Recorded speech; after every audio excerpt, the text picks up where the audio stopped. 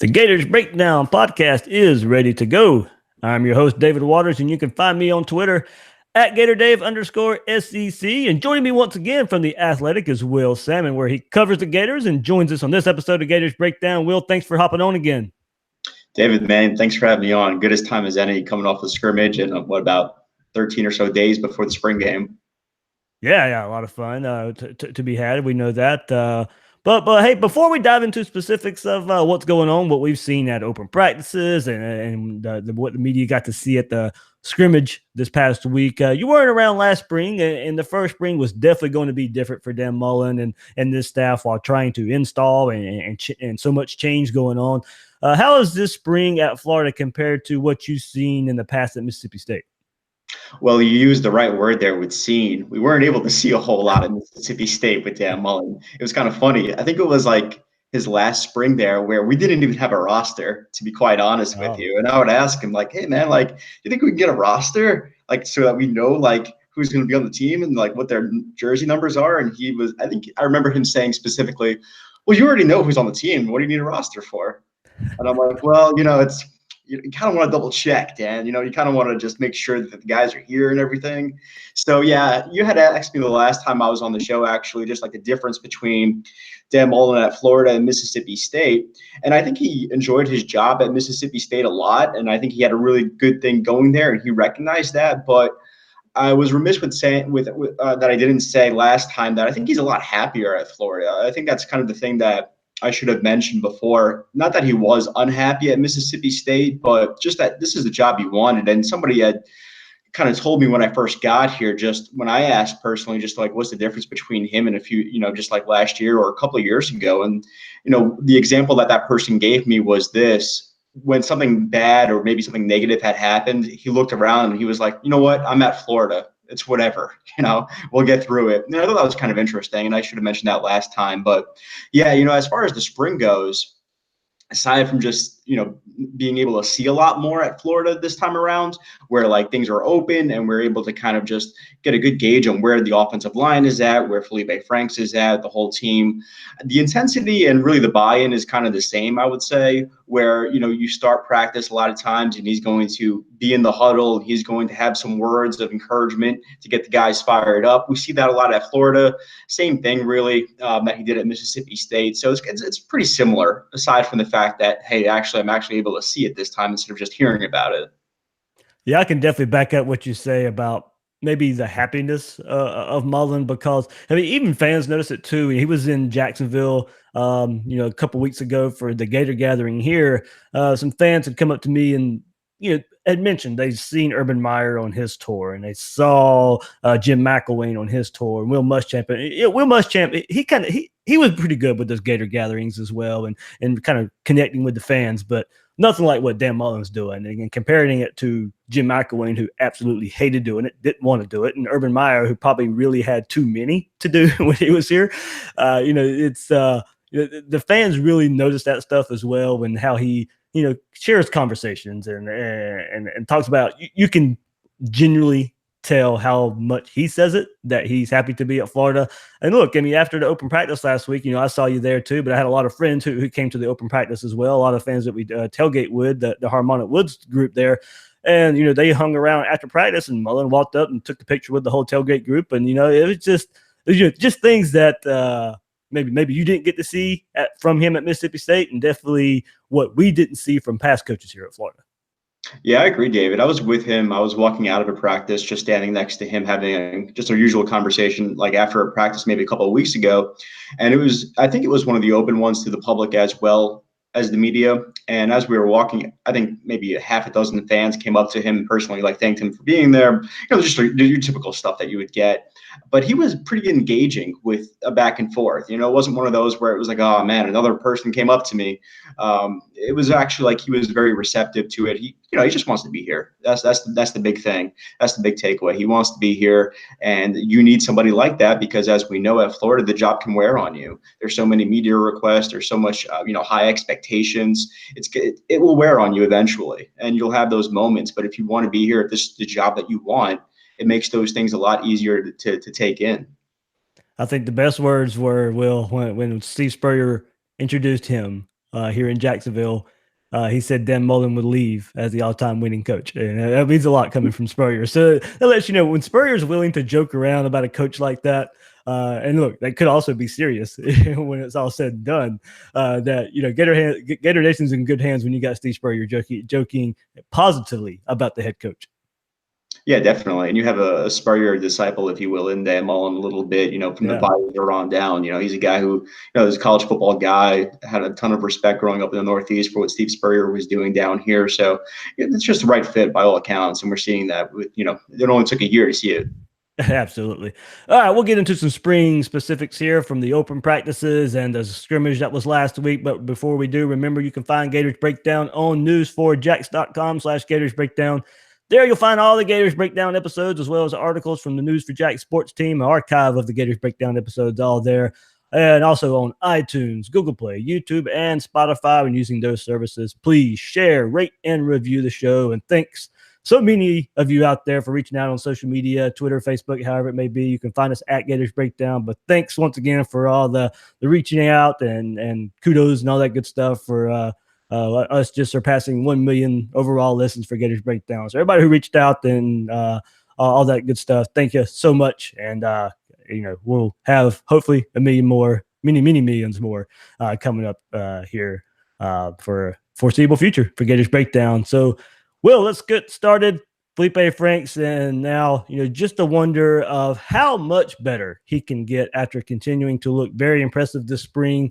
This time getting off to a hot start in the scrimmage and really moving that first team offense. And well, it's I go back and I look, track this stat for the offense going back to last year.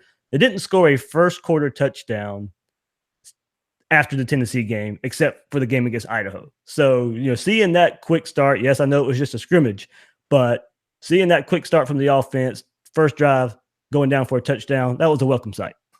That's a pretty good stat. Congrats, by the way, on 1 million, man. That's big time. Thank you. There's a lot of podcasts around, Florida and cover the Gators, and market gets saturated very quickly. So, man, I'm a big fan of what you're doing. But anyway, about Feleipe Franks, right? He, what you wanted to see from him is just a level of confidence that he didn't necessarily have in 2017. He developed that late in 2018, and it looks like it's carried over into 2019 in a big way. So I think the real question with Feleipe Franks is what does the ending of 2018 mean for 2019? Does it mean anything? Is it just a compilation of some good games against some defenses that were kind of so-so to bad? Or is it something tangible here that he could build off of? And I think from a mental side of it, we do see him building off of it because he is a lot more confident. He has really good chemistry with the wide receiver room. I think that's one thing that's kind of been overlooked a little bit because it's an experienced room, and I think people take that for granted, but he does have really good chemistry with those guys plus the tight ends. And what I found interesting that he said after the scrimmage, David, is they wanted to push the tempo a little bit more, which I think will be kind of cool to follow this year. That was one thing that he said that he wished that they had done better collectively, is push the tempo. And that could be interesting with an inexperienced and young offensive line with trying to get the ball out of his hands, speeding up the defense a little bit. That could all help. And what we saw last year was John Hevesy and Dan Mullen are going to find ways to make up for the offensive line issues early on when they're going through that growing pains. He's going to get the ball out quickly. There's going to be some short passes, the swing passes, the screens. We're going to see a little bit of that again. So that's one thing I think people should follow in training camp and a little bit towards the end of the spring is if they could push the tempo a little bit more with these younger guys. Yeah, you definitely saw it in the Mississippi State game when they probably knew that offensive line was going to be outmatched and screen, and kind of something we thought we would see going into the game, and we definitely saw it. But I also like you bringing up the swing passes to the running backs and stuff, and I necessarily didn't really put it together until you mentioned it. But yeah, with the way, especially with Miami, they're going to bring an athletic front. We know that they got the players there. Yeah, we may see these running backs involved in the passing game a little bit more to help Feleipe Franks and Emory Jones and these quarterbacks going through that and kind of maybe not so much game planning for the in the spring for the early part of next season, but things you definitely want to work on because that's probably some of the stuff we're going to see early on in the season.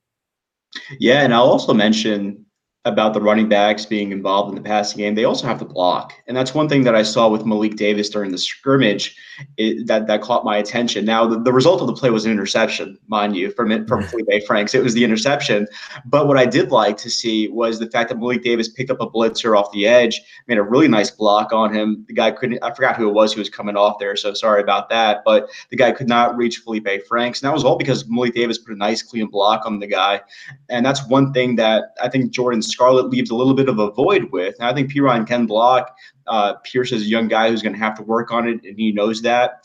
But Scarlett left a little bit of a void in that department. I think one of the things that I like a lot about Jordan Scarlett was his ability to just take on that block head on, regardless of who it was, and body somebody and just level him. That's going to be missed. But if Malik Davis could grow in that department, then it's going to pay dividends, and it's going to be a good sign to see for his playing time and overall for the offense. Because, like you mentioned, they do use the swings and the screens, but a lot of times those guys are there for blocking purposes, or at least that's what the plan is, and that helps the offensive line as well. So it's going to be key for a guy like Malik Davis, who's going to try to get some playing time in a deep and productive running back room.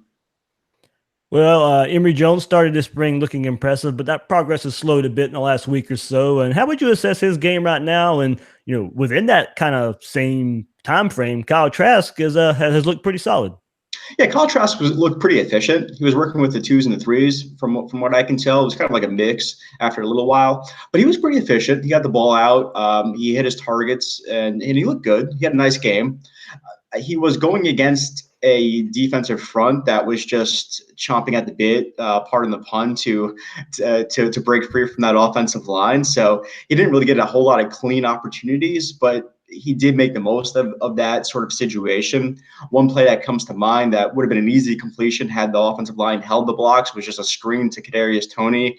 But, John Huggins came off the edge and just got his hands on the ball right at the line of scrimmage. And that happened a couple of times, if I remember correctly. So that kind of robbed him of a couple of completions that would have made his statistical line even better. But he's looked efficient. He's Kyle Trask. I think people know without even seeing him what you can kind of expect.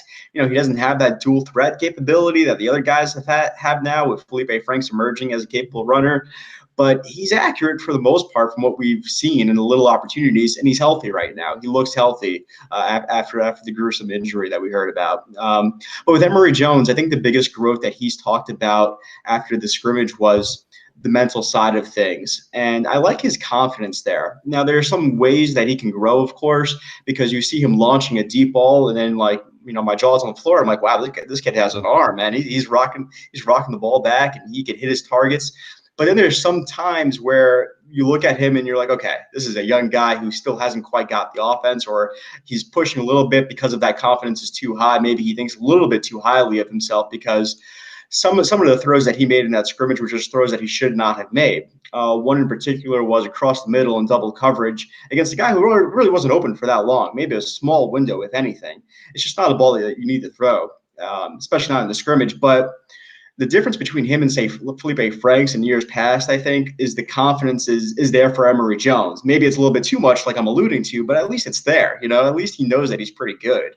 And I think the mental side of things will continue to grow. It's not a question of does he have the tools. It's just, he needs to stop pressing a little bit to impress, and just needs to let his skills, showcase themselves, because we have seen his legs, we've seen the arm, he's been able to make things happen when a play breaks down. It's just knowing what to do with the football. Yeah, I think what we can expect from Emory is, and especially from the coach's side, is they're not going to give him more than he can handle. And especially this year with Franks being the guy, I think we'll see Emory more than we saw him last year, but he'll get worked into some comfortable situations. And I don't think they'll put too much on his plate. Well, I think the most surprising outcome of the scrimmage, but I won't really make too much of it because you could kind of tell they were working on the passing game, is the run game not really producing. But for the most part, that looks like a dependable unit this spring led by Linebacker Perine. Yeah, definitely. I kind of equate spring a little bit to like spring training in baseball, where like you'll have a pitcher just like throw curveballs for like a full inning and not throw his fastball. And you'll be like, man, why'd he give up 8 runs? Like, what's going on with this guy? And it's like, well, he didn't even throw his fastball. So it's kind of like that a little bit. Now in college football, of course, so much pressure is on these guys to make the plays and execute the plays that the coaching staff wants you to do. And clearly they want to run the ball. But yeah, the passing game was more of a focus. focus. And I haven't been too down on the run blocking from the offensive line, but I think that's why you didn't really see a Pierce break a run or Davis break a run, is because they didn't really have any holes to go through, whether that's on the inside or just guys not setting the edge being dominated by guys like Jabari Zuniga or whoever else they're using there, because no matter who they put in, they were having success. So I think it's more of a product of the offensive line just not being where it needs to be right now, because the ability, like you mentioned, is there for those guys. They're going to produce. It's just a matter of the offensive line coming together. Speaking of that offensive line, and what we've seen from this group so far held true in the scrimmage, kind of like you said, it's a group that's still learning a lot right now, and apparent in the scrimmage that the coaches wanted to work on the passing game, and they need that the group to come along in that area. Probably led to that group eventually being overmatched. But kind of working in a question here from some of our listeners here. And Gator Dan says, from the start of the spring, who on the offensive line has shown the most improvement, and who's been the biggest surprise as far as being ahead of schedule with technique and ability? Probably Gene DeLance. And I would also go back to last season, where you didn't really see him on a whole lot of action, whereas Stone Forsythe, for example, they actually used Forsythe a couple of times instead of Taylor. Taylor was called for a couple of penalties. They took him out in that game against South Carolina, put Forsythe in. You didn't really see that with DeLance at all. But I think John Hevesy likes DeLance's athleticism. I think that's what makes up for his size, is the fact that he's an athlete there at the tackle position. The question is going to be, can he continue to work with the base foundation, move his feet, take that right first step? Can he continue to do those things and buy into the coaching? Because it's not a question of if he has the athleticism, because that's there. It's can he continue to just do the things that John Hevesy is asking him to do and buy into the coaching? We know the Gators are loaded at wide receiver, and perhaps where we see an evolution for them, if the scrimmage is any indication, is maybe getting better with some downfield catches. Now, the quarterback also plays a large role in this, because we saw Feleipe Franks overthrow Van Jefferson many times last season when Van Jefferson had to step on the defenders. But right now, you're seeing multiple receivers getting balls thrown their way deep. Definitely. And one guy in particular who had a nice scrimmage, of course, is Kadarius Toney, that will make a lot of people happy, right? That people got some passes thrown his way and got to carry the football a little bit. That's going to make some people happy. But the thing with Kadarius Toney is Dan Mullen and the coaching staff has always said that he needs to be more of a complete wide receiver.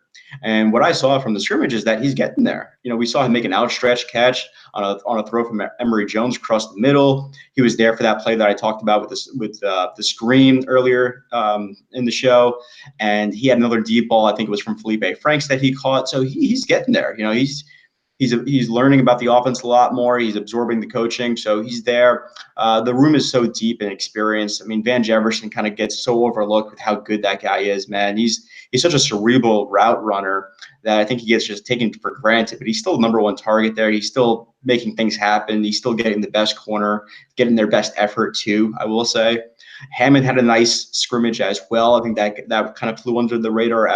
He had a nice, I think he had 3 or 4 catches. One in particular stood out to me from Emory Jones on a deep ball.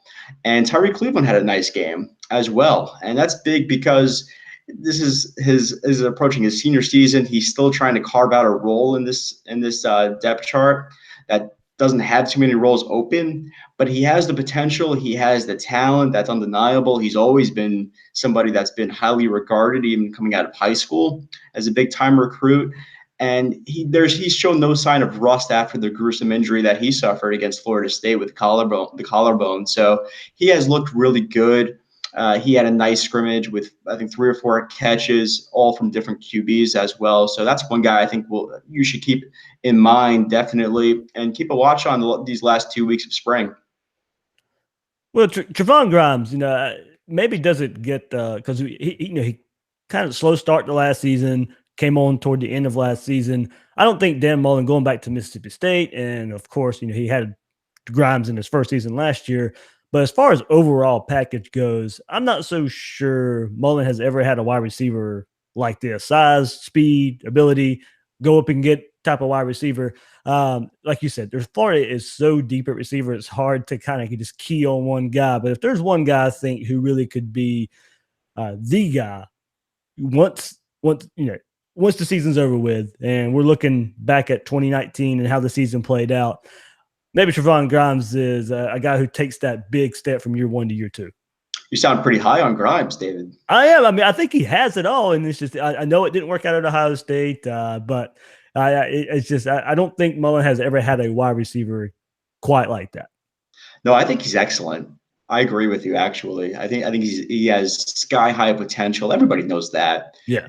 And I think that we saw him targeted a little bit more toward the end of the season. And that catch he made against South Carolina was really a season-saving grab. A lot of people overlook that one, but if you go back and look, that changes that changes the game, which changes the season for you. It definitely changes. Everybody thought the story was Feleipe Franks, and rightfully so. He had a great game and responded really well to a lot of criticism. But man, Grimes makes that catch, and the whole season is different, of course, which it was. So I agree with you. It's just a matter of, is he going to get the targets, and is he going to get the opportunity to flash that in this offense? Because if you go back and look at all the years that Dan Mullen has run this spread offense of his, it's really divided up into a bunch of guys. His best years, his best offenses, their best years haven't had like one guy have 1,000 yards or something like that. It's been a bunch of guys, 500 here, 450 here, maybe a guy with 650, 700, 800, but you really don't have that one guy. And so will he get the recognition? Will he get the opportunities? Because the talent is undeniable, like I said, but it's just a matter of will he get those chances? And when he does get those chances, if they become few and far between, can he make the most out of them and carve out a bigger role and continue to sort of build some momentum for himself? Well, I will admit I am much higher on this tight end group than when spring ball started. Pitts is a matchup nightmare out there when he's either closer to the line of scrimmage as a quote unquote tight end, or they spread him out wide and flex him out. Gamble gets downfield, runs routes better than I thought, can get better at catching the ball, more consistent there. But he's had some good grabs so far this spring. And I'm telling you, I like this group as a whole more when we did our spring preview a couple weeks ago. I'm liking what I see for this group so far. Yeah, and you didn't even mention Cruel. Yeah, right. Cruel is such a big part of it, and it's like I don't even blame you for not even mentioning him there, because obviously he didn't play in the scrimmage because of the I think it was like a hairline fracture that he suffered. I think he should be back, by the way, either this week or next week, but he's not in the sling and he'll be fine. But yeah, he didn't play in the scrimmage because of that, and he was not dressed out for the last couple of practices as well. But yeah, Kyle Pitts, I really recommend everybody to watch a catch from the Mississippi State game. He only had a few catches, so it's easy to look. It's easy to look it up. He had this catch.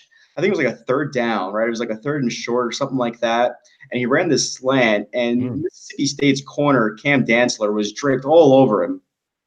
And Dantzler's a really good cornerback, a really good defensive back, one of the best, I think, in the SEC. The kid is draped all over Pitts. Pitts still makes the catch, picks up the first down, and it was like it was nothing. It was just a ho-hum play. But that's a great example, and I really recommend anybody to go back and watch that one, just because it's a great example of what you could probably expect when Pitts is set out wide. It's not always about the deep ball. It's about making those type of catches that are going to move the chains for you. Now, the deep ball, of course, is another element, and we've seen that in open practices a bunch, where it's just too easy for him against guys like, no offense to David Reese, that's not his game, but that's like the mismatch that you alluded to, David, where it's like David Reese has no chance on that ball. I think I had tweeted out a video of it. Cruel just ends up bodying him over the top for the grab. And it's just too easy. And like I said, no offense to David Reese, that's a lot of linebackers. That's going to be the result of that play. And even the guys who are like, your Amari Burney, who is kind of like a hybrid, who could kind of go against him and give him a good run. He's still, he's too physical. He has the speed. It's just too much for anybody. That's going to be the biggest thing, I think, that's going to be different about this offense is the utilization of Kyle Pitts. Will Sammon from The Athletic joining us here on Gators Breakdown.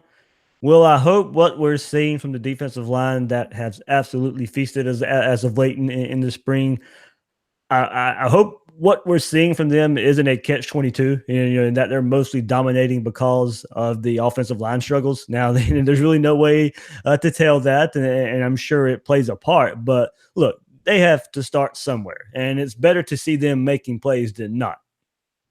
Yeah, I'm in the department where They don't probably dominate like that if it's not the offensive line that they're going through. But you do look at it and you say to yourself, okay, this is a good group. Now, just because they're feasting on, guys who are, 3 months out of high school, yeah, there's that. But that's not to take away from, I think, the potential of this group when you take that away. When you do say to yourself, okay, let's put that in its own corner and just like look at this group and what do we have?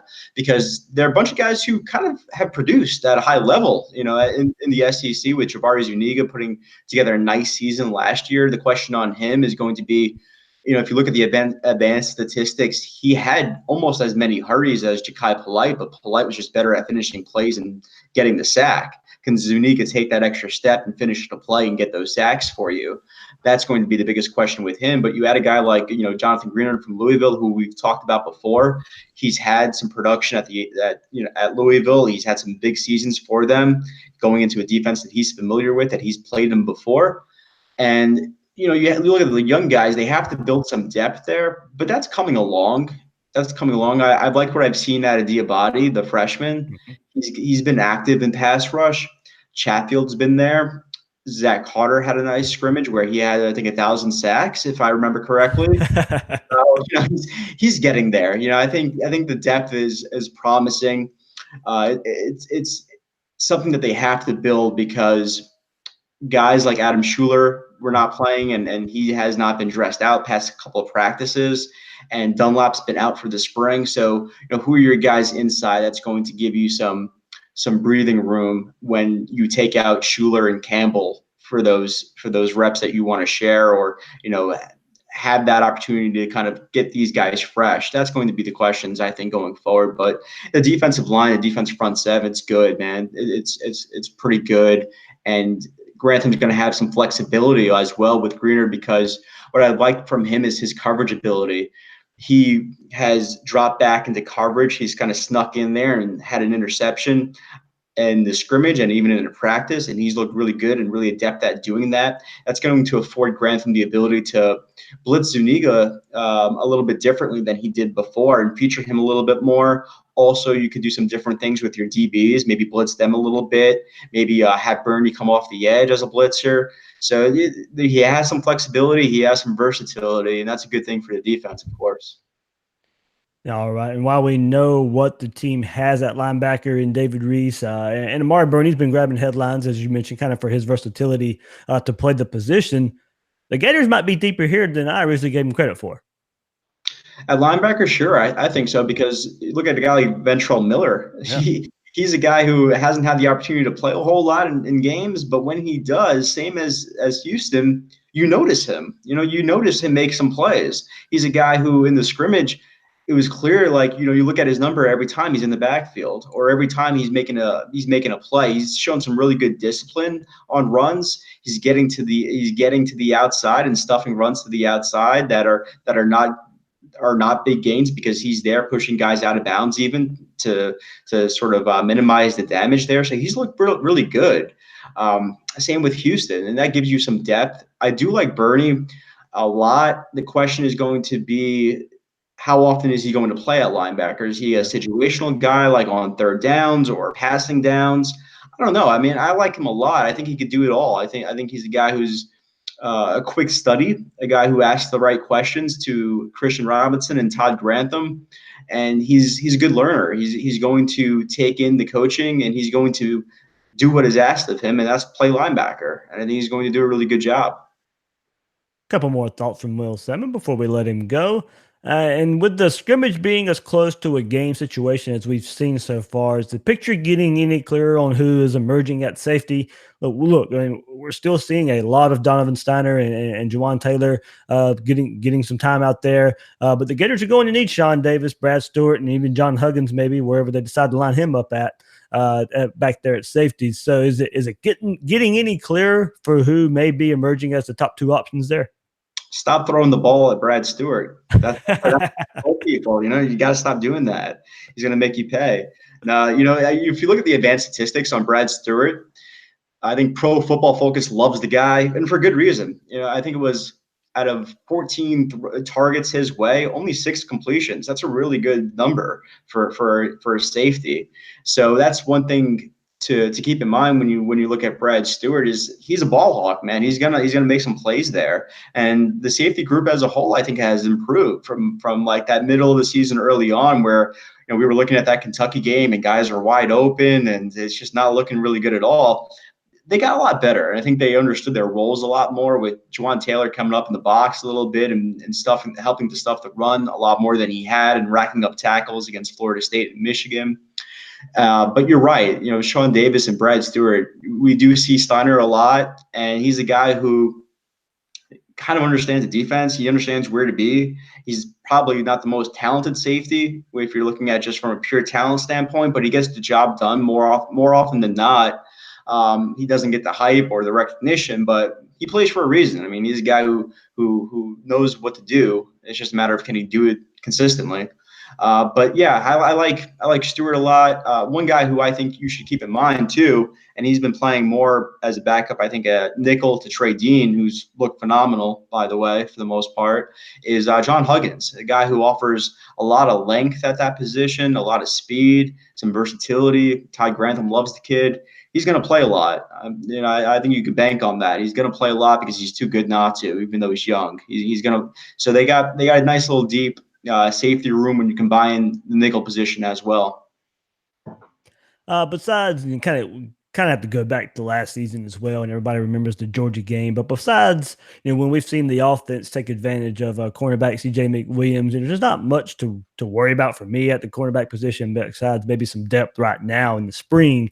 Steele's coming along nicely with Henderson, and as you said, Dean's living up to the expectation as well. Once Marco Wilson returns and Kyer Elam gets in the fall, it's a group that's a little short on depth right now. They'll get deeper in the fall. But there are some times this spring where the wide receivers have gotten the best of this group.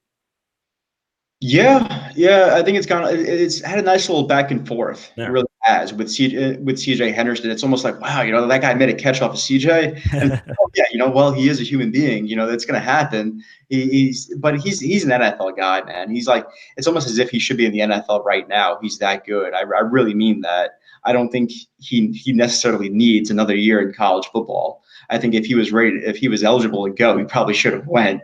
I think he's just that good. But yeah, you've seen guys have some really good competition on Dean and the safeties, and it's been fun because I think that's making that defensive back group and particularly the safeties a lot better. Is that they're going against guys who know how to run routes, who have good packages as far as speed and knowledge of the game and who know what to do to get separation. That's going to make you better as a defensive back as well. And we're seeing that for the most part. But you're right. It's gone a little bit back and forth.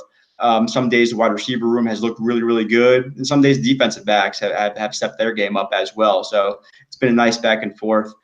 Some good guys have emerged. And one thing that you mentioned about the cornerback room with C.J. McWilliams, Kyer Elam is going to be here pretty soon. Come the summer. And he's a guy who, maybe he does end up redshirting because you already have Chris Steele and you have Henderson and you have Marco Wilson. So maybe you don't need him to play more than the 4 games. You probably will because he's that good. Mm-hmm. But when he does play, he's going to make a difference, I think. I think he's along the lines of like a Trey Dean who could step in there and give it his all. And, his knowledge of the game being, a bloodline of former NFL players, he's going to know what to do when he's inserted into the lineup. Well, no more open practices, I believe, right? We got a couple, actually, I think. It's just not open to the public. I think we got right. Yeah. Yeah, we got a couple for the media's viewing, but not for the public as far as I know. Right. So, 2 weeks until the spring game. With these next 2 weeks, what do you think the Gators are kind of going to be working on, and what are some things we might see in the spring game? Yeah, I think the tempo, like I mentioned earlier, is one thing to keep an eye on, and the overall growth of the offensive line. You need guys like Chris Bleich to continue to get better. You need a leader to kind of emerge there. I think Brett Heggie does a really good job of doing that, same as Nick Buchanan, but you'd like to see that even more so, and then those guys be more vocal when the ball is snapped and helping guys along. So that's going to be the biggest storyline, I think, going forward, heading into training camp.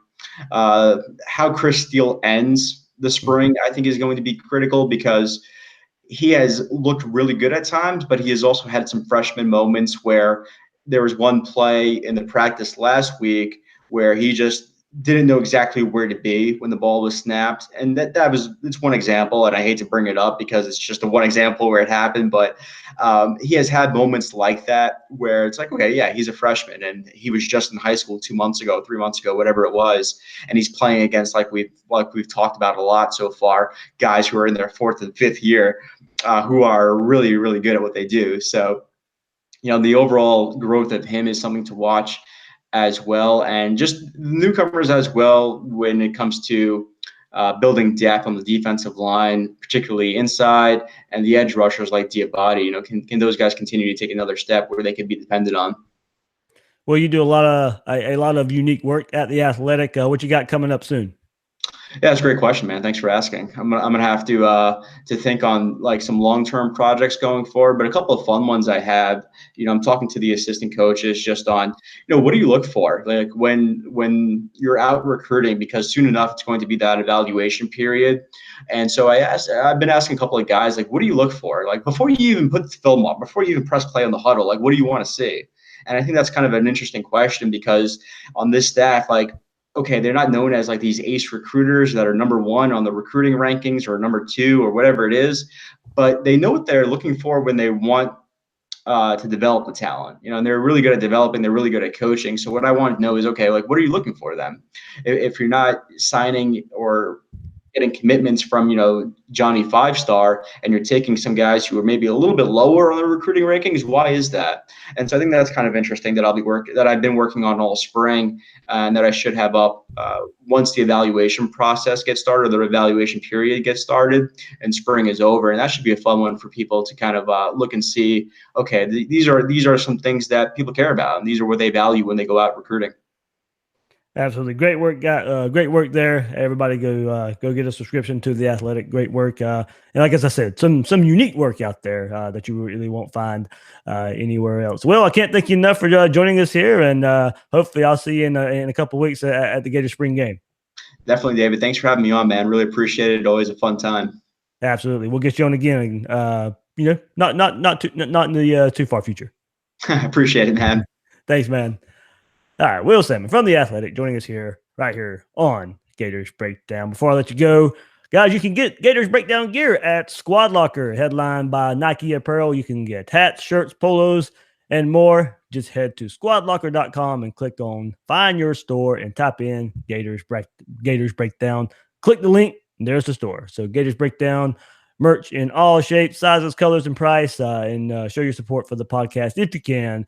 It would be very much appreciated. So good stuff there from Will. Kind of a halfway look at what the Gators have done so far this spring, and a spring game coming up in a couple weeks. So yeah, we'll see what kind of emerges as some storylines in the next couple weeks. Probably will be the only episode until next week. So we'll kind of figure out what's going on there. But some news, if it happens, we'll be right here on Gators Breakdown. I'm the host of Gators Breakdown, David Waters. You can find me on Twitter at GatorDave_SCC. Guys and girls out there, thanks for listening to this episode of Gators Breakdown.